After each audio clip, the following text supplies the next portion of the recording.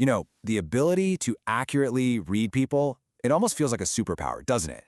But here's the thing, it's not some mystical gift, it's a skill. And in the next 5 minutes, we're going to break down the exact tools you need to build it. I mean, we've all been there, right? You're sitting across from someone and you're just desperately trying to figure out what is actually going on in their head. Are they being straight with you? Do they really like your idea? What are they actually thinking? Well, the good news is you don't need to be a mind reader. It's really all about learning to decode the signals people are constantly sending out. So think of yourself as a detective, piecing together all these little clues to figure out what truly makes someone tick. But before we can start building up the right skills, well, we've got to tear down the bad habits. See, most of us think we're pretty good judges of character, but the truth is, we get it wrong a lot. And that's because our brains love to take shortcuts, and those shortcuts often lead us way off track. So, the biggest thing here is to fight our brain's laziest instincts. We naturally hunt for evidence that proves we're right. That's just confirmation bias at work. We see someone with their arms crossed and we immediately think, oh, they're being defensive. But what if they're just cold? And the most critical mistake? Not establishing a baseline. If you don't know how someone acts normally, you have no chance of spotting when their behavior is unusual. All right, so now that we know the pitfalls, let's start building our toolkit. And tool number 1 is all about decoding motivation. If you really want to understand why people do what they do, you have to start with their why. What is actually driving them? At the very core of all human behavior, there's this really simple concept, the pleasure principle.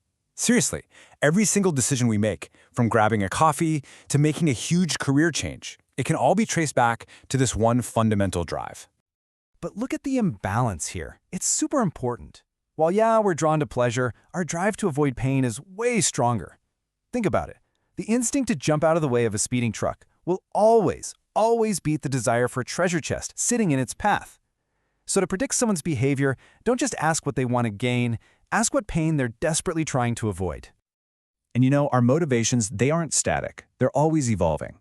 Maslow's hierarchy shows us that you're not going to be worried about fulfilling your potential if you're worried about where your next meal is coming from. To really get someone, you have to figure out which level of this pyramid they're living on right now. Okay, so we've got the internal drivers down. Now let's look at the external signals. Because here's the thing, words can lie, but the body rarely does. Our second tool is learning to speak its language. Okay, get ready for this number. Some studies suggest that only 7% of what we communicate actually comes from our words. A whopping 55% is nonverbal. Isn't that wild? It means the real conversation is happening before anyone even opens their mouth. And the core principle of body language is surprisingly simple. It's all about space. When we feel confident or powerful, our bodies expand. We spread out, we take up room. But when we feel threatened or insecure, we do the opposite. We contract. We physically try to make ourselves smaller. It's a live broadcast of our internal state. Now, this is where it gets interesting. Watch for these small, self-soothing gestures. They're called pacifying behaviors. When someone gets stressed, their lizard brain kicks in and tries to calm them down. That's when you see these little tells, the unconscious neck rub or the fiddling with a necklace. The body is revealing discomfort even when their words are trying to hide it. All right, our third tool moves beyond the person's body and into their world. It's time to put on your detective hat because a person's choices, their possessions, they leave clues absolutely everywhere. So, the Sherlock Holmes method works because of this amazing concept called thin slicing. Our brains are basically supercomputers for finding patterns. They can make surprisingly accurate judgments from just a thin slice of information, like one quick scan of someone's office. This really means you need to become an active observer. Don't just see a messy desk. Analyze it. What do the objects on it, the way it's organized, the little personal touches, what does all that tell you about the person who sits there every day? Every choice is another piece of data for you. And here's a simple framework for your detective work. First, look for identity claims. These are the things that shout, "This is who I am," like awards or posters. Then, notice the feeling regulators, the things that keep them emotionally centered, like family photos. And finally, spot the behavioral residue, the breadcrumbs of their daily habits, like a stack of takeout menus or a well-used pair of running shoes by the door. So observation is powerful for sure, but you don't have to be passive. Our final tool is all about actively gathering intel by asking clever, indirect questions that reveal so much more than a direct one ever could. Try asking someone what animal they are. This one is brilliant because it's playful, you know? It feels like a game, so people let their guard down. And the answer they give, it reveals how they see themselves at their absolute core. Do they pick a predator or prey?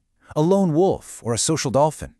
Their explanation tells you everything about what traits they value most in themselves. Or try this classic. The burning house question is so powerful because a crisis just cuts through all the noise. It forces a person to identify their single most valued possession. Do they grab the passport, which represents freedom, the photo album for memory, or the laptop for their work? The answer is a direct window into their deepest priorities. And here's the best part of all of this.